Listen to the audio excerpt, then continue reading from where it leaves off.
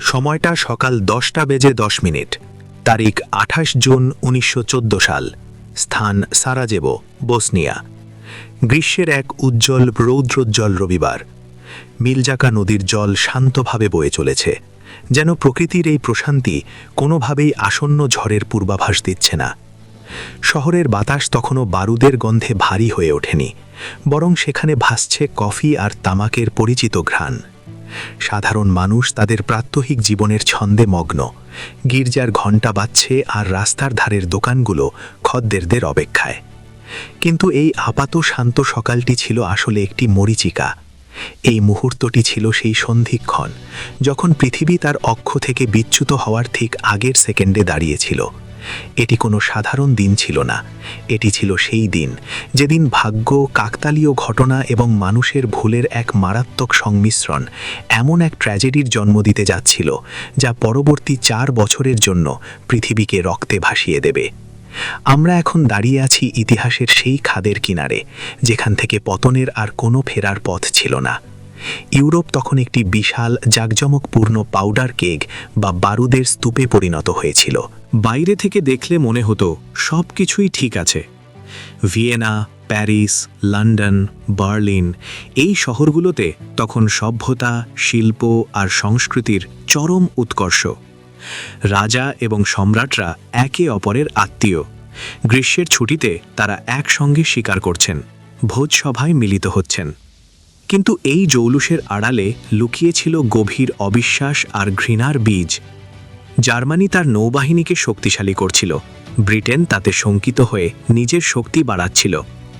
Russia চাইছিল Balkan অঞ্চলে তার প্রভাব বিস্তার করতে, আর অস্ট্রো হাঙ্গেরিয়ান সাম্রাজ্য প্রাণপণ চেষ্টা করছিল তাদের ভেঙে পড়তে বসা বহু জাতিগত সাম্রাজ্যকে টিকিয়ে রাখতে। মাকড়সার জালের মতো ছড়িয়ে থাকা সামরিক চুক্তিগুলো এমনভাবে সাজানো ছিল যে যদি একজন আক্রান্ত হয় তবে বাকিদেরও যুদ্ধে ঝাঁপিয়ে পড়তে হবে। এটি ছিল এমন এক ব্যবস্থা যা শান্তিরক্ষার নামে তৈরি হলেও বাস্তবে তা ছিল যুদ্ধের এক স্বয়ংক্রিয় যন্ত্র। আর এই যন্ত্রের চাবিটি ছিল বলকান অঞ্চলে, যাকে বলা হতো ইউরোপের বারুদের বাক্স। এই বারুদের বাক্সের ঠিক মাঝখানে সারাজেভোতে সেদিন উপস্থিত ছিলেন আর্চডিউক ফ্রান্স ফার্দিনান্দ।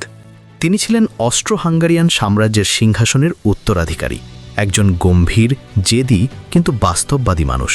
তিনি যুদ্ধ পছন্দ করতেন না, কারণ তিনি জানতেন যুদ্ধ শুরু হলে তার জরাজীর্ণ সাম্রাজ্য তা সহ্য করতে পারবে না। কিন্তু ভাগ্যের নির্মম পরিহাসে তিনিই হয়ে উঠলেন যুদ্ধের অনুঘটক। তার পাশে ছিলেন তার স্ত্রী ডাচেস সোফি।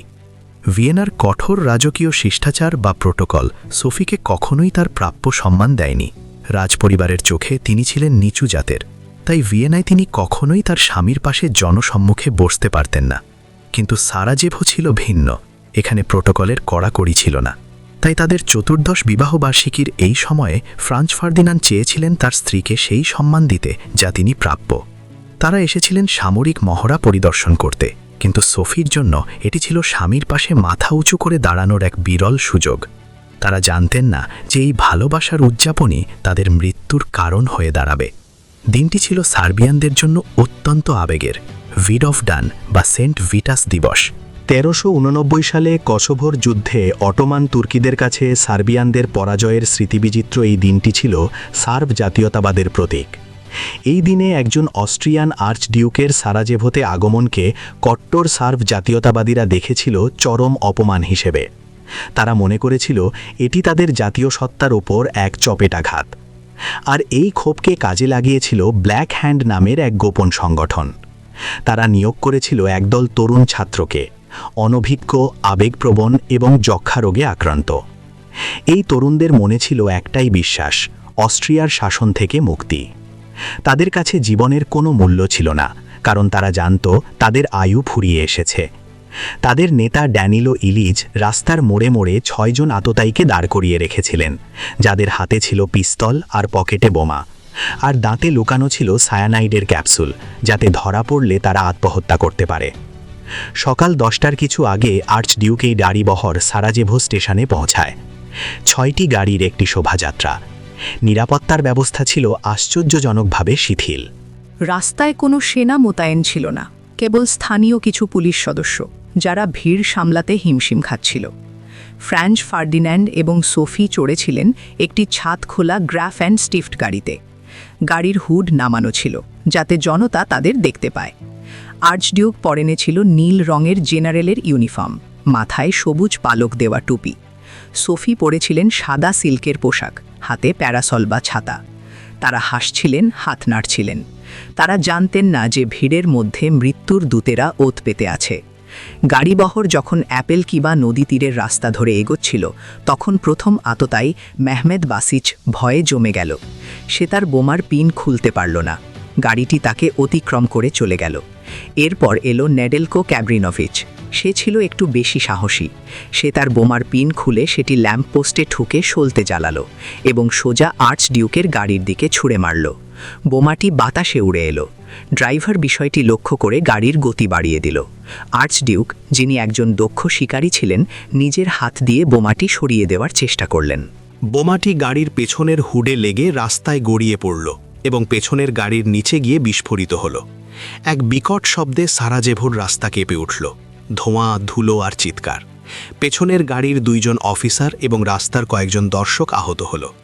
ক্যাব্রিনোভিচ সায়ানাইট খেয়ে নদীতে ঝাঁপ দিল, কিন্তু পুরনো সায়ানাইট কাকে কেবল বমি করালো, আর নদীর জল ছিল মাত্র কয়েক ইঞ্চি গভীর। পুলিশ এবং জনতা তাকে ধরে ফেলল। আর্চডিউকের গাড়ি থামল। তিনি ক্ষুব্ধ কিন্তু বিচলিত নন। তিনি নেমে এসে আহতদের খোঁজ নিলেন। তার মুখে ছিল বিরক্তি, কিন্তু চোখে ভয় ছিল না।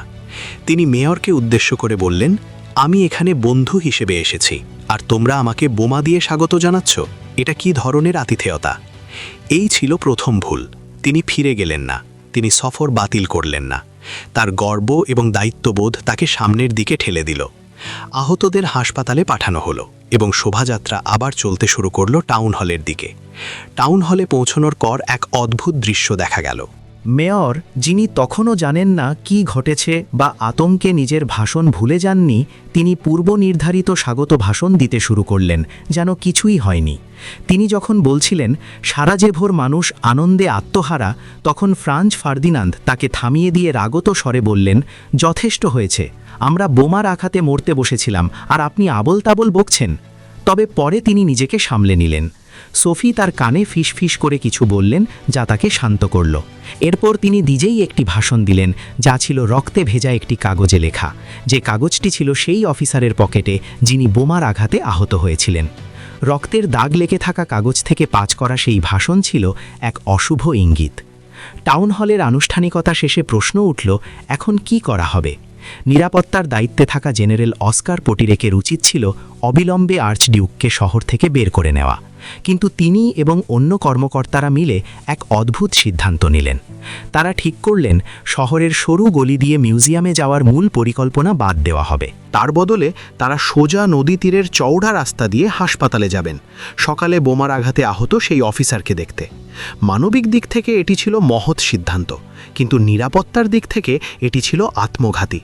আর এখানেই ঘটল সেই মারাত্মক ভুল, যা ইতিহাসকে চিরতরে বদলে দিল। কেউ ড্রাইভারদের এই রুট পরিবর্তনের কথা জানাতে মনে রাখল না। এই একটি মাত্র যোগাযোগ বিভ্রাট, এই সামান্য একটি অবহেলা কোটি কোটি মানুষের মৃত্যুর পরোয়ানায় স্বাক্ষর করে দিল। গাড়িবহর আবার চলতে শুরু করল। প্রথম 2টি গাড়ি আগের পরিকল্পনা অনুযায়ী ল্যাটিন ব্রিজের কাছে এসে ডান দিকে মোড় নিল। ফ্রাঞ্জ ফার্দিনান্দের গাড়ি ড্রাইভার লিওপোল্ড লোৎস্কা সরল বিশ্বাসে তাদের অনুসরণ করে ডান দিকে মোড় নিলেন ফ্রাঞ্জ জোসেফ স্ট্রিটে। এই রাস্তাটি ছিল সরু এবং ভিড়ে ঠাসা। ঠিক সেই মুহূর্তেই জেনারেল পোটিরেক, যিনি আর্চডিউকের গাড়িতেই ছিলেন, চিৎকার করে উঠলেন, থামো, ভুল রাস্তা, আমাদের সোজা যাওয়ার কথা। ড্রাইভার লোৎস্কা বিভ্রান্ত হয়ে ব্রেক কষলেন। গাড়িটি দাঁড়িয়ে পড়ল। গিয়ার পরিবর্তন করে গাড়িটি পেছনে নেওয়ার চেষ্টা করা হলো, কিন্তু গ্রাফ অ্যান্ড স্টিফট গাড়ির গিয়ারবক্স ছিল জটিল। গাড়িটি কয়েক সেকেন্ডের জন্য থমকে গেল ঠিক ল্যাটিন ব্রিজের কোনায় একটি ডেলিকেটসেন বা খাবারের দোকানের সামনে। ভাগ্য তখন এক নিষ্ঠুর খেলায় মেতেছিল। দোকানের সামনে দাঁড়িয়েছিলেন 19 বছর বয়সী গ্যাভরিলো প্রিন্সেপ। সে ছিল সেই আততায়ী দলের একজন যারা সকালে ব্যর্থ হয়েছিল। সে ভেবেছিল সব শেষ হয়ে গেছে। সে হতাশ হয়ে সেখানে দাঁড়িয়েছিল, বা হয়তো কিছু খাচ্ছিল। কিন্তু হঠাৎ ঠিক তার চোখের সামনে, মাত্র কয়েক ফুট দূরে, রাজকীয় গাড়িটি এসে থামল। প্রিন্সেপ নিজের চোখকে বিশ্বাস করতে পারছিল না। তার শিকার, যাকে হত্যা করার জন্য সে সকালে প্রস্তুত ছিল কিন্তু সুযোগ পায়নি, এখন সে একেবারে হাতের নাগালে স্থির হয়ে দাঁড়িয়ে আছে। কোনো দেহরক্ষী নেই, কোনো পুলিশ নেই, কেবল একটি খোলা গাড়ি এবং তার মধ্যে বসে থাকা লক্ষ্যবস্তু। প্রিন্সেপ কোনো দ্বিধা করল না। সে এগিয়ে গেল, তার পকেট থেকে ব্রাউনিং FN মডেল 1910 পিস্তলটি বের করল। গাড়িটির দিকে সে মাত্র 2 পা বাড়ালো। তার হাত কাঁপছিল কিনা তা আমরা জানি না, কিন্তু তার লক্ষ্য ছিল নিখুঁত। সে 2টি গুলি চালালো। মাত্র 2টি গুলি। প্রথম গুলিটি গাড়ির দরজায় লেগে সোফির পেটে বিদ্ধ হল। দ্বিতীয় গুলিটি ফ্রাঞ্জ ফার্দিনান্দের গলার ধমনী ছিঁড়ে ফেলল। মুহূর্তের জন্য মনে হলো কিছুই হয়নি। আর্চডিউক সোজা হয়ে বসে রইলেন, সোফিও বসে রইলেন। কিন্তু তারপর সোফি হঠাৎ করে স্বামীর কোলের ওপর ঢলে পড়লেন। ফ্রাঞ্জ ফার্দিনান্দ আর্তনাদ করে উঠলেন, সোফি, সোফি, যেও না, আমাদের সন্তানদের জন্য বেঁচে থাকো। এটিই ছিল তার শেষ কথা। তার মুখ থেকে রক্ত গড়িয়ে পড়ছিল। নিরাপত্তারক্ষীরা যখন প্রিন্সিপকে জাপটে ধরল, ততক্ষণে সব শেষ। গাড়ির চালক দ্রুত বেগে গভর্নরের বাসভবনের দিকে ছুটল, কিন্তু নিয়তি তার কাজ সম্পন্ন করে ফেলেছিল। সেই মুহূর্তটি ছিল বিশৃঙ্খল। জনতা প্রিন্সিপকে পিটিয়ে মেরে ফেলতে চাইছিল। পুলিশ তাকে কোনো মতে উদ্ধার করে নিয়ে গেল। প্রিন্সিপ তার সায়ানাইট ক্যাপসুলটি গিলে ফেলেছিল, কিন্তু সেটিও কাজ করল না। তাকে জীবিত ধরা হলো, যা ছিল তার জন্য মৃত্যুর চেয়েও যন্ত্রণাদায়ক। অন্যদিকে গভর্নরের বাসভবনে যখন গাড়ি পৌঁছাল, তখনও চিকিৎসকরা আশা করছিলেন হয়তো তাদের বাঁচানো যাবে। কিন্তু আধুনিক চিকিৎসা বিজ্ঞান বা প্রার্থনা কোনোটিই তখন আর কাজে আসার মতো ছিল না। বুলেটটি আর্চডিউকের জুগুলার ভেইন বা গলার প্রধান শিরা কেটে ফেলেছিল। কয়েক মিনিটের মধ্যেই ইউরোপের অন্যতম শক্তিশালী সাম্রাজ্যের উত্তরাধিকারী এবং তার স্ত্রী একটি সাধারণ হাসপাতালের বিছানায় নয়, বরং একটি প্রশাসনিক ভবনের ফ্লোরে শেষ নিঃশ্বাস ত্যাগ করলেন। ঘড়িতে তখন বেলা 11টা। মাত্র 1 ঘন্টার মধ্যে একটি রৌদ্রোজ্জ্বল রবিবার পরিণত হল ইতিহাসের অন্ধকারতম অধ্যায়ের সূচনা লগ্নে। মৃত্যুর সংবাদটি যখন টেলিগ্রামের মাধ্যমে ভিয়েনায় পৌঁছাল, তখন প্রথম প্রতিক্রিয়া ছিল মিশ্র। সম্রাট ফ্রাঞ্জ জোসেফ হয়তো ব্যক্তিগতভাবে স্বস্তি পেয়েছিলেন যে তার অপছন্দের উত্তরাধিকারী আর নেই এবং তার সাম্রাজ্যের রক্তশুদ্ধি রক্ষা পেয়েছে, কিন্তু রাজনৈতিকভাবে এটি ছিল এক ভূমিকম্প।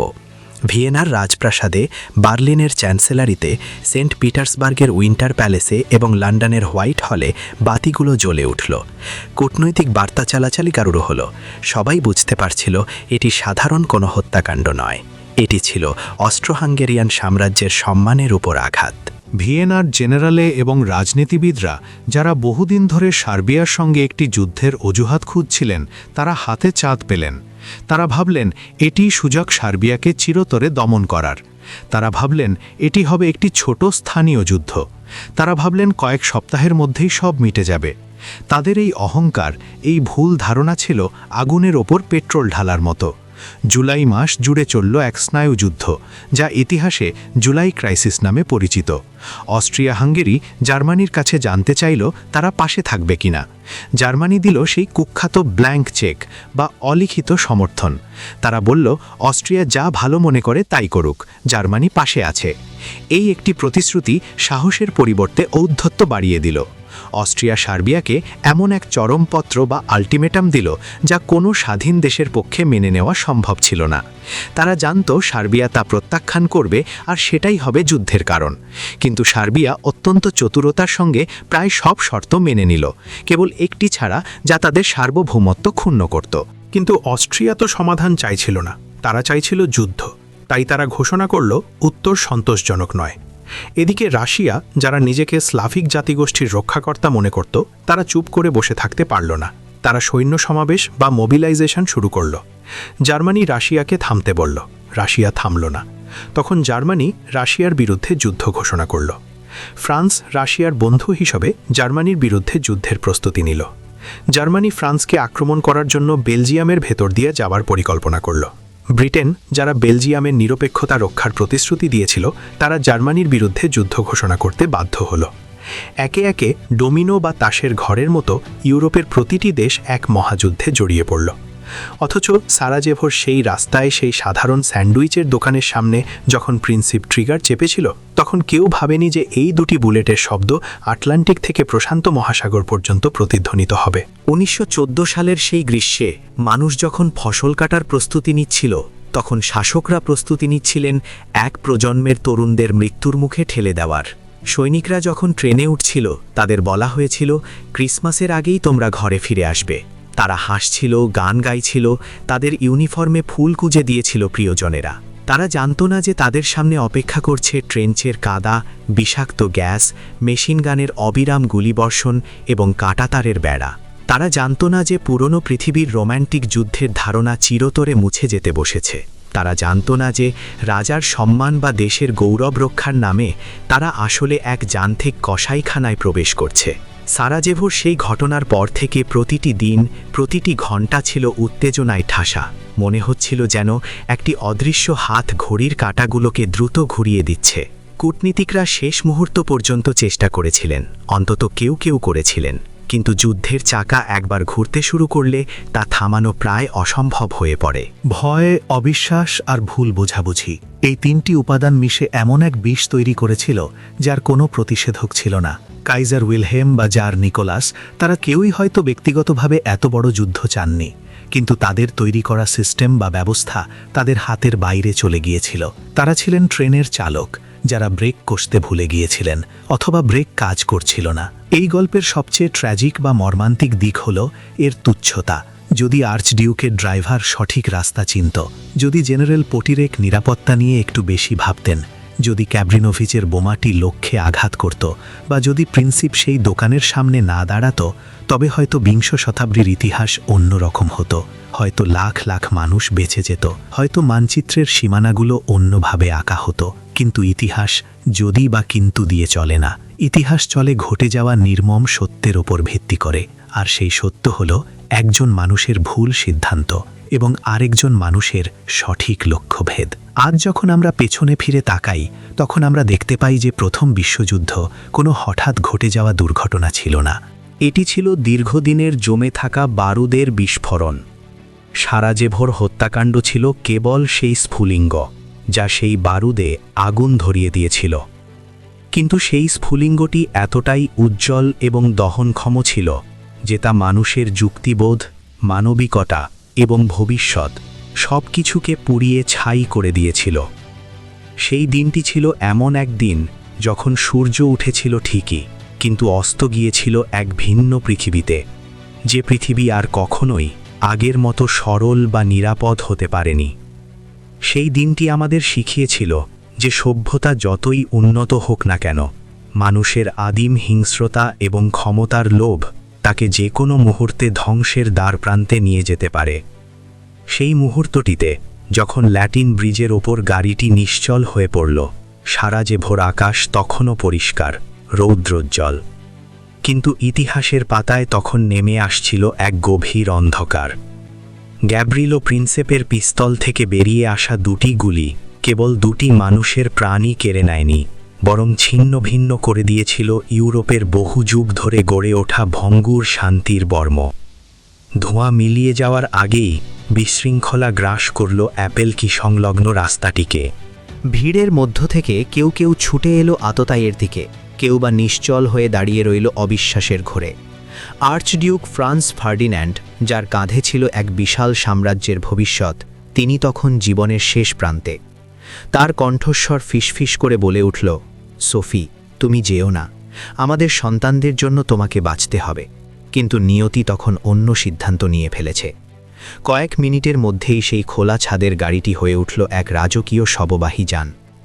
গভর্নর হাউসে পৌঁছানোর পর চিকিৎসকদের সমস্ত প্রচেষ্টা ব্যর্থ করে দিয়ে ইউরোপের অন্যতম ক্ষমতাধর দম্পতি মৃত্যুর কোলে ঢলে পড়লেন। ঘড়ির কাঁটা তখন সকাল 11টা বাজার সামান্য কিছু সময় পার করেছে। একটি সাধারণ সকাল, একটি সাধারণ শহর, অথচ এই ক্ষুদ্র সময়টুকুতেই পৃথিবী তার কক্ষপথ থেকে বিচ্যুত হয়ে গেল। সংবাদটি যখন টেলিগ্রাফের তার বেয়ে ভিয়েনা, বার্লিন, সেন্ট পিটার্সবার্গ এবং লন্ডনে পৌঁছালো, তখন রাজপ্রাসাদগুলোতে শোকের চেয়ে বেশি দেখা গেল রাজনৈতিক কৌশলের খেলা। ভিয়েনার রাজদরবারে তখন ক্রোধ এবং সুযোগ সন্ধানের এক অদ্ভুত মিশ্রণ। অস্ট্রো হাঙ্গেরিয়ান সাম্রাজ্য এই হত্যাকাণ্ডকে দেখল সার্বিয়াকে দমন করার এক সুবর্ণ সুযোগ হিসেবে। তারা ভাবল এটি একটি ছোট স্থানীয় যুদ্ধ হবে, একটি তড়িৎ সামরিক অভিযান যা বলকান অঞ্চলে তাদের কর্তৃত্ব পুনঃপ্রতিষ্ঠিত করবে। কিন্তু তারা ভুলে গিয়েছিল যে ইউরোপ তখন আর বিচ্ছিন্ন কোনো দ্বীপ নয়, বরং বারুদে ঠাসা এক বিশাল গুদামঘর, যেখানে প্রতিটি দেশ একে অপরের সাথে অদৃশ্য সুতোর মতো মৈত্রী চুক্তিতে বাঁধা। জুলাই মাস জুড়ে চলল এক স্নায়ুক্ষয়ী কূটনৈতিক নাটক, যা ইতিহাসে জুলাই ক্রাইসিস নামে পরিচিত। বার্লিন থেকে কাইসার উইলহেম ভিয়েনাকে দিলেন নিঃশর্ত সমর্থনের প্রতিশ্রুতি, যা ছিল মূলত যুদ্ধের এক অলিখিত অনুমতিপত্র। অন্যদিকে স্লাভ ভ্রাতৃত্ববোধের টানে রাশিয়ার জার নিকোলাস চুপ করে থাকতে পারলেন না। তিনি সার্বিয়ার পাশে দাঁড়ানোর জন্য তার বিশাল সেনাবাহিনী সচল করার নির্দেশ দিলেন। ঘটনাপ্রবাহ তখন আর কোনো মানুষের নিয়ন্ত্রণে ছিল না, তা চলে গিয়েছিল সময় ও পরিস্থিতির হাতে। 23শে জুলাই অস্ট্রো হাঙ্গেরি সার্বিয়াকে এক চরমপত্র দিল, যার শর্তগুলো এমনভাবে সাজানো হয়েছিল যেন তা প্রত্যাখ্যান করা ছাড়া সার্বিয়ার আর কোনো পথ না থাকে। এবং ঠিক তাই হল। 28শে জুলাই, ঠিক সেই অভিশপ্ত দিনটির 1 মাস পর, অস্ট্রো হাঙ্গেরি সার্বিয়ার বিরুদ্ধে যুদ্ধ ঘোষণা করল। বেলগ্রেডের ওপর বর্ষিত হল প্রথম কামানের গোলা। কিন্তু সেই গোলাগুলোর শব্দ কেবল বলকানেই সীমাবদ্ধ থাকল না, তা প্রতিধ্বনিত হল প্যারিস, লন্ডন এবং বার্লিনে। যুদ্ধের চাকা তখন ঘুরতে শুরু করেছে, এবং তা থামানোর ক্ষমতা তখন আর কোনো সম্রাটের হাতে নেই। জার্মানি দেখল রাশিয়া প্রস্তুতি নিচ্ছে, তাই তারা রাশিয়ার বিরুদ্ধে যুদ্ধ ঘোষণা করল। ফ্রান্স রাশিয়ার মিত্র হিসেবে এই সংঘাতে জড়িয়ে পড়ল। আর যখন জার্মান সেনাবাহিনীর নিরপেক্ষ বেলজিয়ামের মাটি মারিয়ে ফ্রান্সের দিকে অগ্রসর হল, তখন ব্রিটেনও আর দর্শক হয়ে থাকতে পারল না। আগস্টের প্রথম সপ্তাহেই পুরো ইউরোপ এক যান্ত্রিক নিখুঁততায় যুদ্ধের ময়দানে নেমে পড়ল। রেল স্টেশনগুলোতে তখন উৎসবের আমেজ। তরুণরা হাসি মুখে ট্রেনে উঠছে। তাদের ধারণা ছিল বড়দিনের আগেই তারা বিজয়ী হয়ে ঘরে ফিরবে। তারা জানত না যে তারা এমন এক নরকের দিকে যাত্রা করছে, যেখানে ঘোড়সাওয়ারের বীরত্ব নয়, বরং মেশিন গান, কাটা তার এবং বিষাক্ত গ্যাস তাদের জন্য অপেক্ষা করছে। তারা জানত না যে ঊনবিংশ শতাব্দীর রোমান্টিক যুদ্ধের ধারণা চিরতরে মুছে গিয়ে বিংশ শতাব্দীর যান্ত্রিক হত্যাযজ্ঞের সূচনা হতে চলেছে। জেনারেলরা মানচিত্রের উপর ঝুঁকে পড়ে সৈন্যদের কাল্পনিক ঘুঁটি সাজাচ্ছিলেন, কিন্তু বাস্তব ময়দানে সেই সৈন্যরা পরিণত হচ্ছিল কাঁদা ও রক্তের পরিসংখ্যান মাত্র। যে রাজকীয় আভিজাত্য, যে পারিবারিক সম্পর্ক ইউরোপের রাজপরিবারগুলোকে একসময় আত্মীয়তার বন্ধনে বেঁধে রেখেছিল, তা মুহূর্তের মধ্যে ধূলিসাৎ হয়ে গেল। ভাই লড়ল ভাইয়ের বিরুদ্ধে, কাজিন লড়ল কাজিনের বিরুদ্ধে। সারাজেভোর সেই কোণে ঘটা হত্যাকাণ্ডটি ছিল কেবল একটি উপলক্ষ মাত্র। আসল কারণ ছিল বহু বছর ধরে জমে থাকা অবিশ্বাস, সাম্রাজ্যবাদী লোভ এবং অন্ধ জাতীয়তাবাদ। একটি ভুল মোড়, একটি থমকে যাওয়া গাড়ি এবং একটি হাত যা কাঁপেনি, এই সব কিছুর সমীকরণে পৃথিবী প্রবেশ করল এক মহাযুদ্ধের যুগে। আধুনিক সভ্যতা প্রমাণ করল যে তার প্রযুক্তিগত উৎকর্ষ তাকে মানবিক করেনি, বরং তাকে আরও দক্ষ হত্যাকারীতে রূপান্তর করেছে। 4টি বিশাল সাম্রাজ্য, অস্ট্রো হাঙ্গেরিয়ান, অটোম্যান, রাশিয়ান এবং জার্মান, এই যুদ্ধের আগলুতে পুড়ে ছাই হয়ে যাওয়ার অপেক্ষায়। লক্ষ লক্ষ মানুষের জীবন, স্বপ্ন এবং ভবিষ্যৎ সেই একটি গুলির আঘাতে চূর্ণ হয়ে গেল। ইতিহাস সাক্ষী রইল যে শান্তি কতটা ভঙ্গুর হতে পারে এবং মানুষের অহংকার কতটা বিনাশী হতে পারে। সেই দিন সারাজেভোতে যা ঘটেছিল তা কেবল একজন মানুষের মৃত্যু ছিল না, তা ছিল একটি যুগের সমাপ্তি এবং এক বিভীষিকাময় নতুন পৃথিবীর জন্ম। মানুষ বুঝতে পারল না যে তারা নিজেরাই নিজেদের ধ্বংসের নকশা তৈরি করেছে। একটি মাত্র স্ফুলিঙ্গ, আর তাতেই দাউ দাউ করে জ্বলে উঠল সমগ্র বিশ্ব।